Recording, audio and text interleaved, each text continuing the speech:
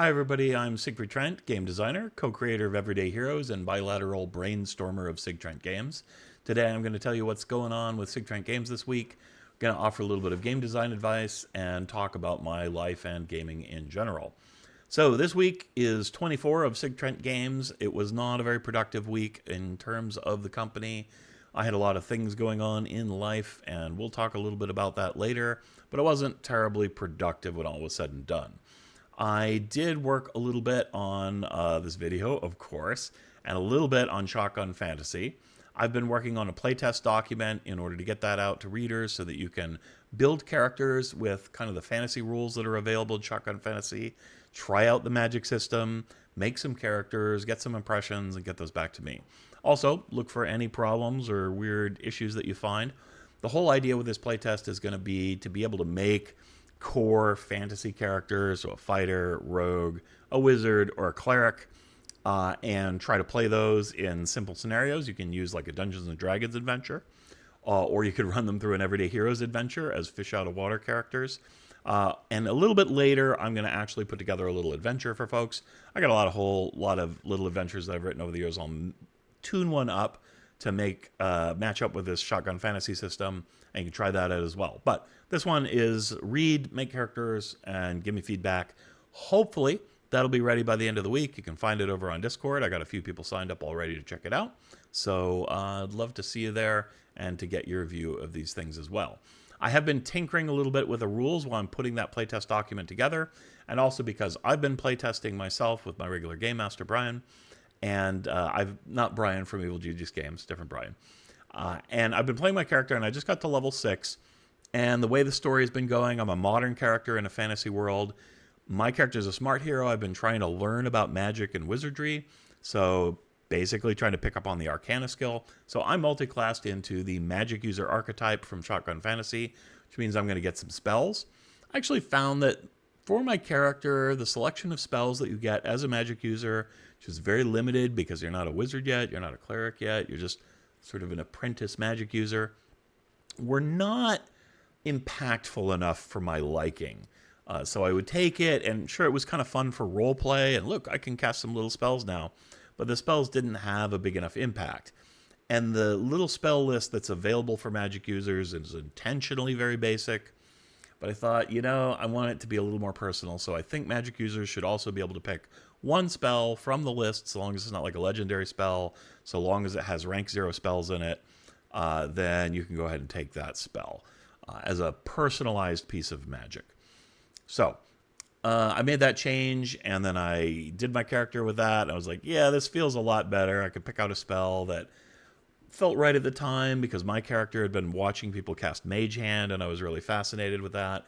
So I took a spell that's like, it's sort of our version of Mage Hand, but it is enhanceable to be more powerful, more like a Big B's Clenched Fist kind of a spell, and to do more things. It could carry you around, it can carry your gear for you, it can smash people, it can grab people, it can do all kinds of things, but you have to power it up to be a higher rank or higher level spell.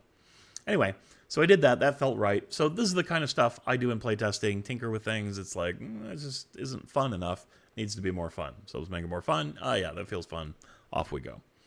All right, so that's all that's been going on at SIG Trent Games this week. It's been kind of slow. Game design tip of the week is about choice and consequence. Now, I believe choice and consequence is the heart of almost all gameplay, even whether you choose to play a game or not. Let's say it's Rochambeau, rock, paper, scissors. Choosing to play is a choice. And then which of the 3 symbols are you going to use, right, is the next choice that you make. Very basic. Does that choice have a strong sense of consequence? Well, choosing whether to play or not certainly does. Choosing which thing you choose is going to have a consequence, but it is also dependent upon your opponent's choice.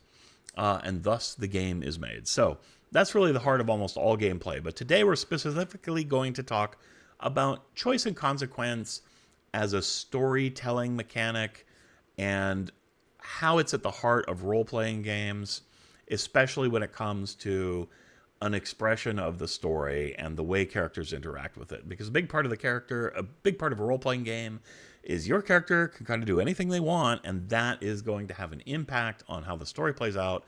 That makes it feel special and unique.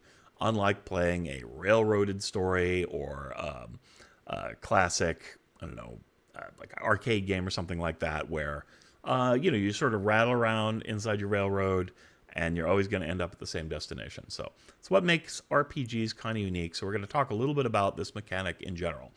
I think you could go on and write a whole book about choice and consequence. We're not going to do that, but we'll dive into it a little bit. So what are the essential elements of choice and consequence play? First of all, rewards and punishments.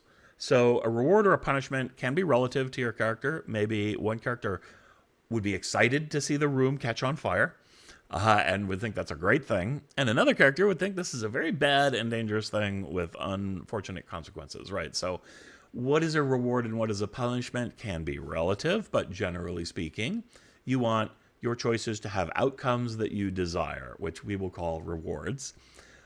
And if you make a bad choice, it will have an outcome that you do not desire, you do not like, and that would be termed as a punishment. Now, also, in addition to that, you can make choices that are purely for role-playing purposes. And often one of the definitions of role-playing is making bad choices on purpose in order to better portray your character, because your character might be dumb, your character might not be very wise, your character might be a jerk. Whatever the case happens to be, that portraying that character often means they will make bad choices. If you ever watched a movie and go, why don't you just tell her what's happening, right? Well, that is a character making a bad choice so that the story can happen.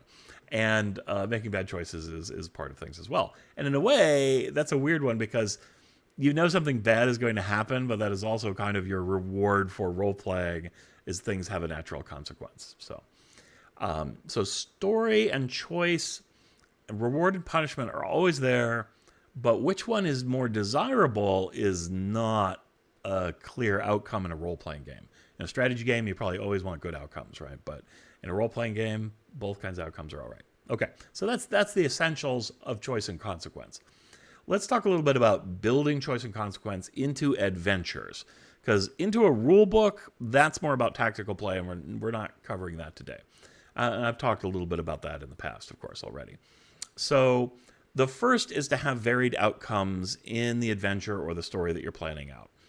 And personally, what I love to do is have an adventure that does not have set outcomes. It could have a range of possible outcomes that can all be sort of interlaced together, and you allow the game master to play through the story, follow the character's lead to some degree, nudge here and there, and end up with an outcome that is essentially a surprise to everybody and is unique to that play session.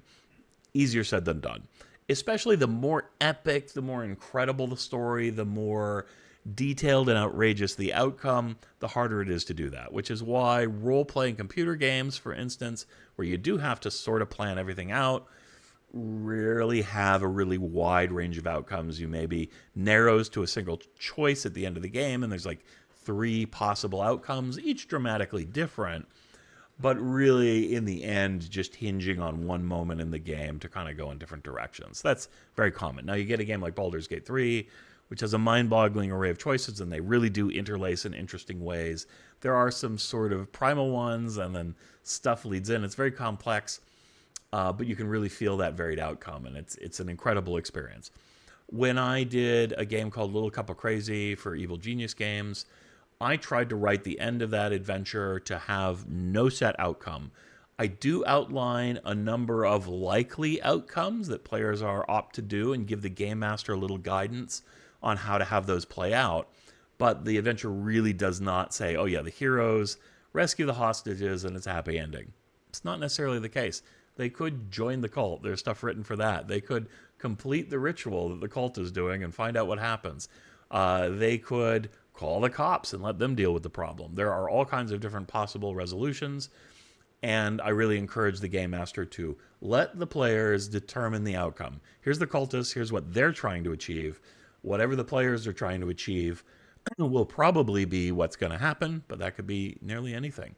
And I love to get stories from game masters who've run it to find out what happened in their story. So far, I don't think any of the players have ever decided to complete the ritual. They usually try to stop it, because rituals are scary. But I wanted that in there in case they do. And it's not necessarily a bad outcome for everybody. It's just a different one, a very interesting one. So I really like to have varied outcomes in mind. Don't tell yourself this is a movie script, this is how it comes out, right? Keep the branching choices there. And don't necessarily pin down exactly what those choices are. Allow for some freedom and some gray areas between them. The next thing is, in building choice into a game, is to signal to players that these choices are available. A lot of players are used to railroaded plots and stories and used to reading books and watching movies, so they don't always realize that they can do different things and go in different directions.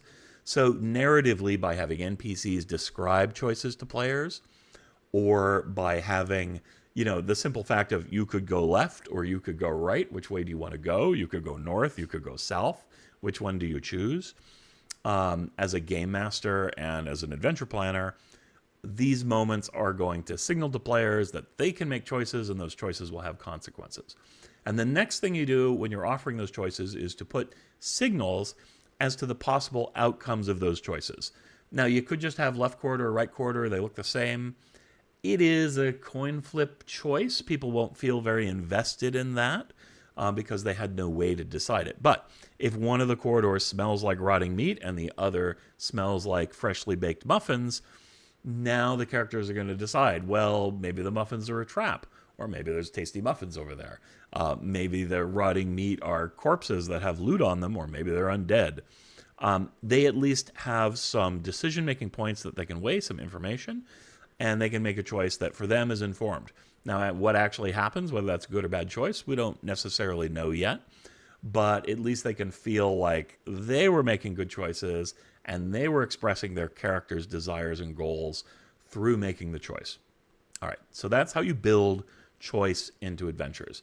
So the next thing that you need to do when you have choice in your adventures in your game is to demonstrate it to players because you want them to feel it. So the way that is hardest in a role-playing game of this sort, and in a live role-playing game, is repeated exposure. In a computer role-playing game, people can play the game multiple times, and they can discover the consequence of different choices and go, wow, those two choices either lead to the exact same outcome, and the game really didn't care what I chose, or they can experience that, oh no, there's real consequences to this, and different things happen when I choose A or choose B. And so that repeated exposure either confirms the scope of choice that's available in the game or destroys it. Now, in a role-playing game, it is possible to have repeated exposure. And usually you do this through some scenario in the game. Let's say there's a trial or a challenge for the players. They could try the challenge, make a particular choice, fail. The challenge is still there. They're not dead yet. They've maybe just suffered a little bit of a setback in time or resources or something. Then they can try it again and make a different choice and a better choice and overcome it, right? So there are ways to get repeated exposure inside of a tabletop RPG, but it's a little bit challenging. The next one is to explicitly mention the choice and the consequence of the choice, which would be an NPC, is like, because you chose the goblet on an apple, I will blah, blah, blah, blah, blah. It's a little bit heavy-handed, but it's a thing that happens in real life sometimes. People do like to explain themselves or explain what's going on to people who maybe don't know what's going on, demonstrate their knowledge, etc. So that's not all that weird, so long as you do it in what feels like a semi-natural way. Even as the game master, sometimes I'm always tempted to reveal to players, because you did this, this happened, it was really cool, and I really enjoyed that. But usually you do that after the game. But so you can explicitly mention choices in the game design of the adventure so that people understand the consequences of what they just did. Now, it's better to implicitly signal the choice. So, like if you say something to the guard and the guard frowns at you and looks like, you have a dead rabbit on your head, then that's an implicit signal that maybe what you said was a terrible idea. Maybe you need to backpedal on that a little bit, right? So this is implicit signaling. And, if somebody goes down the corridor that smells like rotten meat and they get ambushed by a bunch of undead zombies, well, we know what happened. You don't have to tell You don't have to tell them that choice had a bad consequence. It's just right there in their face and they already know what's going on. So usually implicit signaling is better than explicit signaling. But sometimes, like in a murder mystery or something like that, the situation is very complicated, and if you want to reveal the choices that they made to make the players feel good about those choices or to make them realize they made a poor choice, then you have to be a little bit explicit about it. All right, So here's the really interesting part, I think, which is breaking the chain of choice and consequence, and sometimes that being a really good decision and sometimes it being a really bad decision. So let's look at some of those. So the first is exposing an irrelevant choice, and this is usually really bad, right? This is what happens in adventure games when you get 6 dialogue options.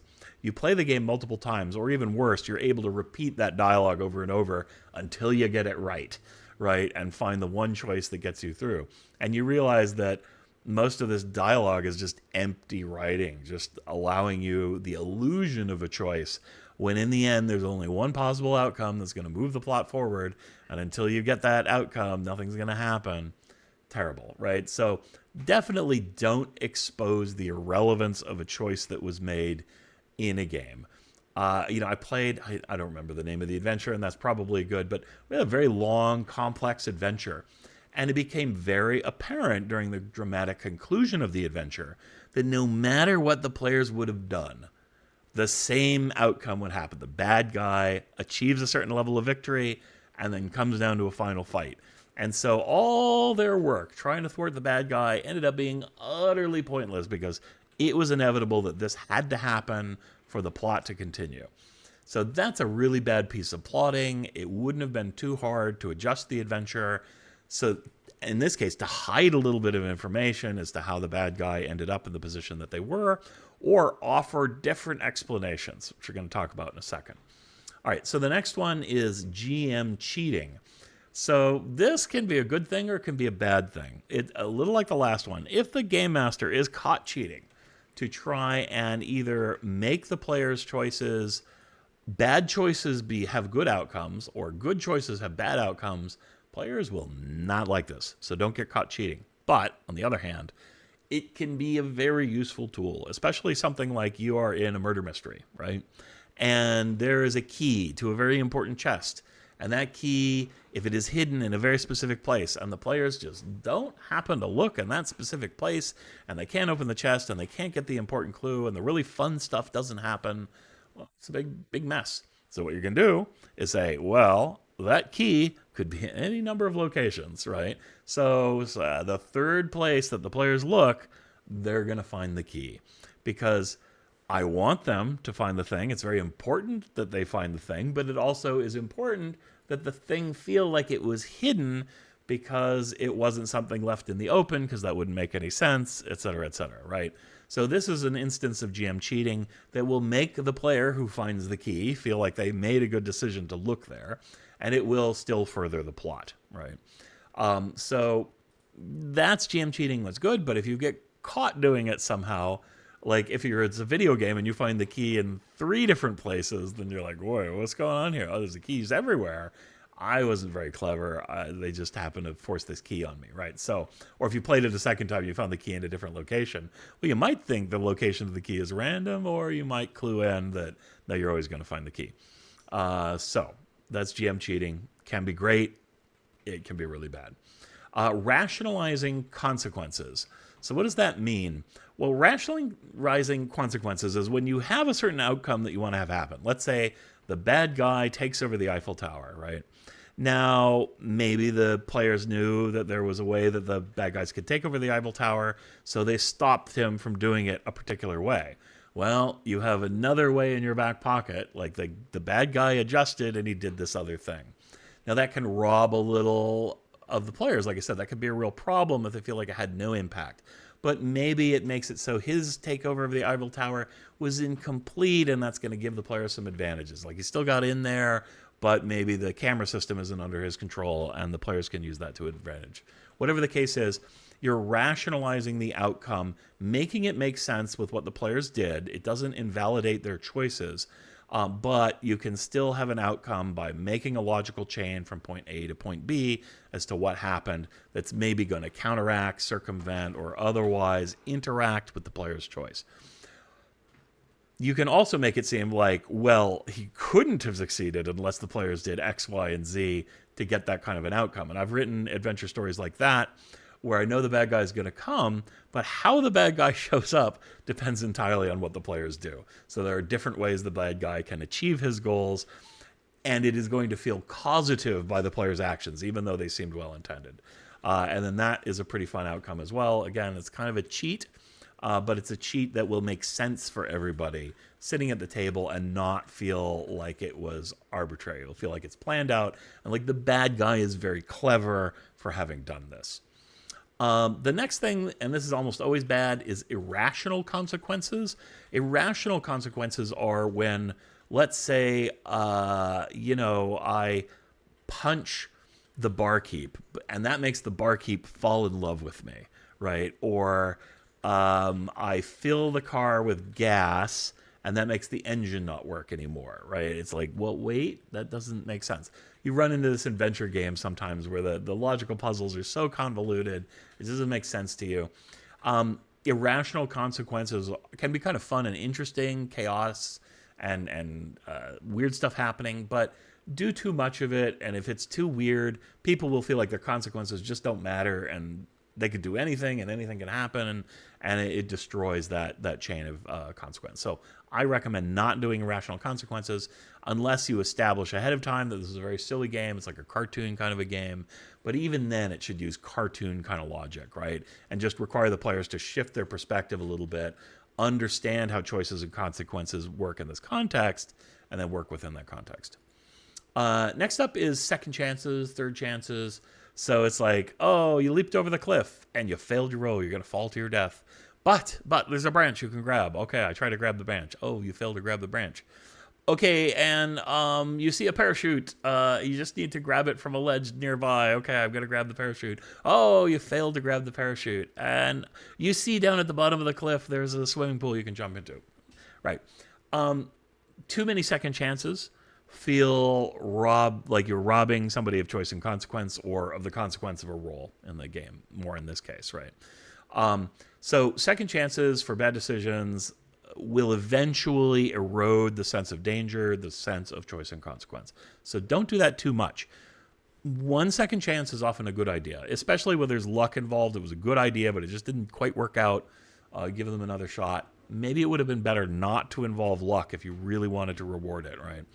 We're going to talk about that in a second. That's my next point, actually, that I have on here. But so use second chances, but don't use them all the time, and don't use them such a point where people always succeed, right? You have to have the punishment for the reward and punishment to work. Next up, randomization. The more randomization you put, the less consequence there is to choices. Now, there are probabilistic choices, and we understand when we make them. Oh, I only have a 1 in 20 chance of hitting. I rolled a 20. It's very exciting. You beat the odds. So there's that gambling element of play, and that can be good sometimes. But if you just had a really good idea, like you gave a brilliant speech to the bad guy, mothers were weeping, children were throwing their babies into the air, children throwing their babies into the air. Whatever the case is, right? It's brilliant. It should just work. Like, they shouldn't need to roll. It was such good play that it should just happen. Now, sometimes you're playing in a game and you want the dice to rule. That's fine. But I think, generally speaking, if the player does something brilliant, you should just reward it straight up. And too much randomization breaks that. Finally, let's talk a little bit about failing forward. So this is kind of the opposite. It's a little bit like the second chances, but it has to do with randomization. So in improvisation, failing forward is like you do something, it doesn't quite work out, but you're going to stick with it. You're not going to invalidate the choice that you made. In role-playing, it's usually like, well, I got a bad roll, but I'm still going to advance the story in an interesting way, even with the bad roll. So if you're trying to pick a lock and the lock needs to get picked for the adventure to continue, and you just continue to fail the dice, well, that's obviously not good. I think it's bad to put a lock in a situation like that.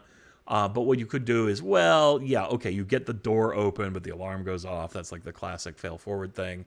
So now we have a new situation that the guards are alerted, we have to deal with, etc. That's really great play. It breaks choice and consequence to some degree, but it can still be a really good way to move forward. However, like second chances, if you do fail forward too much and everything works out rosy, even though it went bad, it just becomes a lark, right? And that's not always good for role playing. You want hardship and you want success. Okay, I think I've said enough about choice and consequence.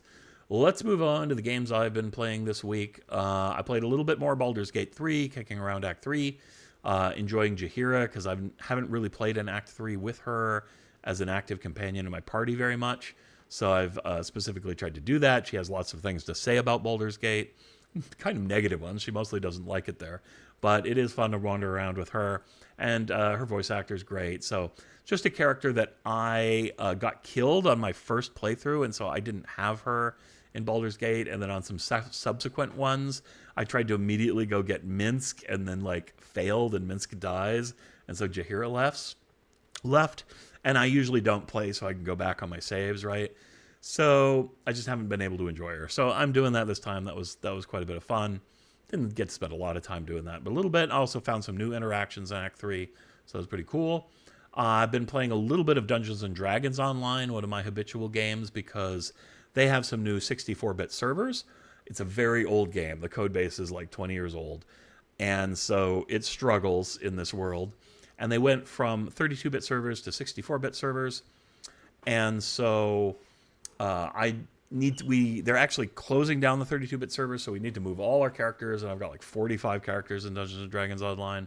So there's a whole bunch of work to do there. But it was pretty fun, and anything that gets me to revisit DDO and fiddle with my characters usually makes me kind of happy. So spent a few hours moving all my characters over. It was a little rocky at first, I guess. A lot of people had trouble with it, but I'm pretty patient. I'm used to that with DDO. And I got my characters moved over. We're in Shadowdale now, moved from Thelanis. So if you play Dungeons & Dragons Online, you can find me on Shadowdale occasionally. I don't play a lot, but every once in a while. Shotgun Fantasy, I already mentioned I multi-classed into Magic User, and the playtest game I'm playing is good fun. We went to this mystical magical library in the Arctic. There was a Stonehenge, and guy gave me some choices, and I choose to help this world save their magic because it's being siphoned off by technological oriented enemies, probably from my world. So I accepted a quest to try and help them with that, and in return I get to learn some of the secrets of magic. That's a cool role-playing way to justify my becoming a magic user. So that was pretty fun.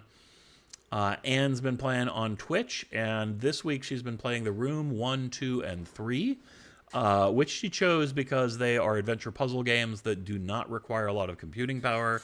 The reason she had to choose that is one of the fans on her graphics card blew out, and so once it gets to a certain temperature level, everything goes bleh, and the computer dies, which was interrupting her streams while she was playing Siberia, so that sucked. That's one of the things that kind of derailed us. It derailed most of Anne's works for Shotgun Fantasy this week. So that was too bad, and she's got a new computer coming in, which is cool. So she's going to get a new gaming computer, and she'll be able to get back on Twitch and play some higher tech games instead of The Room. But apparently The Room was pretty good. It's a classic puzzle adventure game, and she's having a good time with it, so she gave it the thumbs up. Life in general. I got a sunburn this week because it was really sunny, and it's weird for me when I get a sunburn. It's like my body gets flooded with vitamin D or something, and then I get super sleepy and I can't focus. So like Wednesday this week, I got the sunburn, and I was all ready to do a bunch of work, and I just could not think straight, and I had to just like crawl into bed. Essentially, it's kind of like being sick for me, but it doesn't last very long. I got a really long sleep, which was nice. But then Thursday brings me into my work week, and unfortunately, it's still high summer. We had an unexpected, like a religious festival in town. And it brought in a ton of people, and we were like understaffed. So I had to work long hours, and they were really hard hours, just constant streams of customers. Really hard to keep up with the shop because people just kind of toss things around the shop a little bit, put it in weird places. They unfold the t-shirts, which is understandable. They got to try to find the price tag and see if it fits and look at the full design, and that's all good, but it makes for a big mess. And it was just really hard to keep up with everything. And so it was an exhausting week at work, and it was extra long. Normally on Thursday and Friday, I come home early, but I had to work late on both days, really late on Friday, pretty much all day. So a lot of hours in the shop means a little extra money for my pocket, which is great. And that ultimately does help the company, but it takes away a lot of time and just creative energy. It was really hard to get creative after a day like that at work. So that happens. This summer, that's probably going to be a repeating story. Already something I've talked about a little bit before. Even getting to kind of like, man, I'm tired of talking about being tired from doing that, but is what it is. And just bring you the straight dope, as it were. This week also was really good, though, because I got a little financial boon. Some money that I didn't know for sure. I mean, I kind of knew it was coming, but I didn't know when I would get it. and I got it, and I got all of it. So that's going to help a lot. Gives me a little bit of a runway. It's not exactly like I'm rolling in dough or anything, far from that, but a sigh of relief, a little breathe, a little easier, a little bit more runway for the company. So that's really good. So it was a really good week for that reason. Today, just after recording this video, I'm going to go play Old School Essentials because I made a new friend in town to play role-playing games with, and so I'm really excited about that. So I haven't done a live sit-down game in quite a while. Mostly I just get to play online. So since the conventions last year was kind of my only outlet for that. So having a group in town, it's going to be really cool. So I'm excited about that. Last thing that was interesting this week is I think I'm allergic to garlic, which is very sad because I love garlic very much. It's so good. And I get a bit of acne, especially on my face. Probably seen it in some of the videos. It's actually, I did some research today. It's probably more rosacea than acne. I guess rosacea is a type of acne, but it's not the kind that people usually mean when they say acne. Anyway, mostly forehead, cheeks, nose, down here. Affects your face, gives my ear a little bit sometimes. It's like inflammation and kind of acne stuff. It's not super severe, but I've had it like all my life. From when I was a teenager all the way up to being an adult. And it's not always there, but it's kind of always knocking on the door if it's not there. And it flares up from time to time and goes away. I've tried a lot of things to sort of figure out what it is, different hygiene habits, different eating habits, all kinds of different things. And, go away for a little bit of time. But recently I was like, whenever I have a big garlicky meal, it seems to get more of it. Maybe it's garlic. And I was talking about Anne. So she's like, well, I'll just cook without garlic, which is shudder at the thought, but she did it. So she made things that normally have garlic in it, curries and Italian food and stuff, but didn't put the garlic in. It's still pretty good, mind you, because Anne's a great cook. But my acne, the rosacea, as the case may be, seems to have mostly cleared up. Now, I had a couple garlic sausages towards the end of the week, and I got a couple little spots, like little teeny ones, but it wasn't a lot of garlic. I'm thinking it's a really strong correlation. At some point, I'm going to still go without garlic for another week or so. I'm going to have like a garlic fest and see if I break out hardcore, and that'll just confirm it. And maybe it doesn't surprise me too much because garlic does give me a little tingly feeling in my mouth, which I like. I hate onions, which give me a strong mouthfeel that I really don't like. And garlic and onions are very closely related. I've never liked leeks all that much either. They're all part of the same family. So, I don't know. Maybe I'm allergic to garlic, which would be kind of awful because I love it so much. Oh, well. I hope you find something you love this week, and I hope you're not allergic to garlic. And if you are, my sympathies. We'll see you next week. Bye-bye.